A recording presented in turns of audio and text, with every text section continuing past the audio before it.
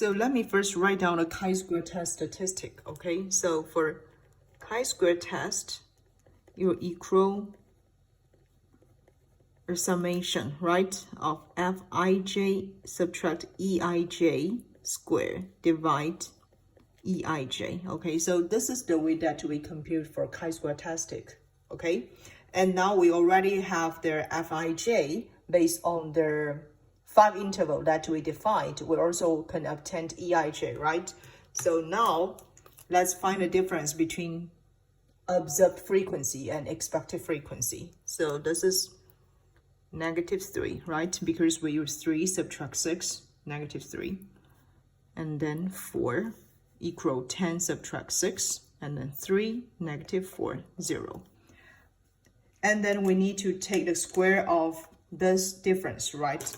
So the square of this difference will equal 9, 16, 9, 16, 0. And after that, we need to use this square divide the expected frequency, right? So we use 9 divide 6, 16 divide 6, 9 divide 6, 16, sorry, 9 divide 6, 16 divide 6, 0. And finally, we need to sum this number to get the chi-square test, okay? And based on what we compute, this number here will equal the summation of this column. So we will see this number here will equal 8.33. I round it into 2 digits. So this is the chi-square testing from part B. And one thing I want to emphasize, this chi-square testing based on observed frequency and expected frequency. And those observed frequency and expected frequency, depending on how you divide this continuous distribution into categorical variables, okay? So if you choose like 25%, 50%, 75%, etc., then the result will be totally different. So here I choose to divide this continuous distribution into 5 intervals, right? You can also choose to divide this continuous distribution maybe into 6 intervals or even 4 intervals. Then the chi-square testing will be different from this answer here, okay? Now let's move on to part C, okay? So part C wants us to test the 5% significance level based on the p-value approach to do the goodness of fit test. So first, let me write down the level significance. Okay, so alpha here equaled 0.05. And then we have the degrees of freedom,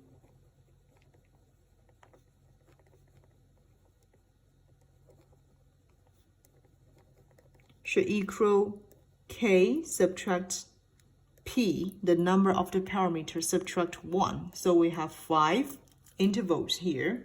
And then we have 2 parameters, sample mean and the standard deviation, subtract 1. So finally, we have the degrees of freedom equal 2.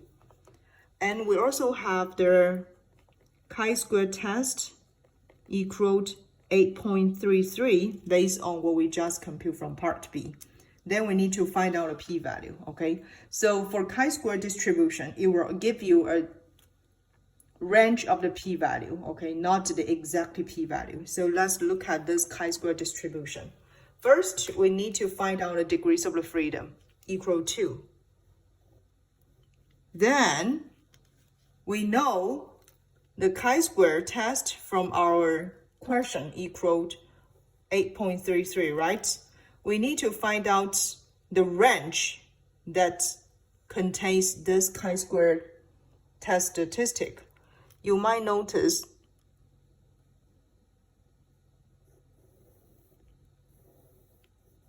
our chi-square test 8.33 lies between this range, right? Therefore, we can get the p-value lies between 0.025 and 0.05. Okay, so this is what we can obtain the range of the p-value. Let me just write it down.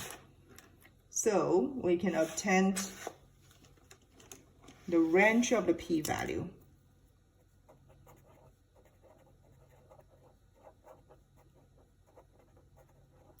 lies between 0.025 to 0.05, right? And the rejection rule, if you still remember, we'll reject the null hypothesis if p-value less or equal alpha, right? And alpha here equal 0.05.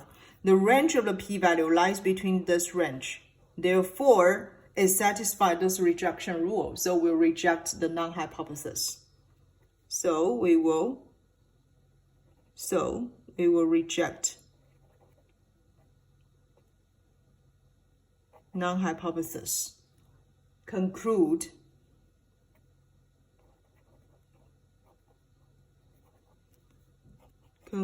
that the distribution is not normal.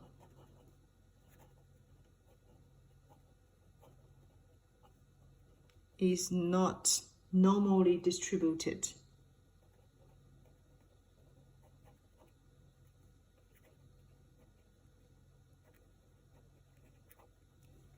Okay, so this is what we can do to use the goodness of fit test to see if the assumption of the population distribution is appropriate or not.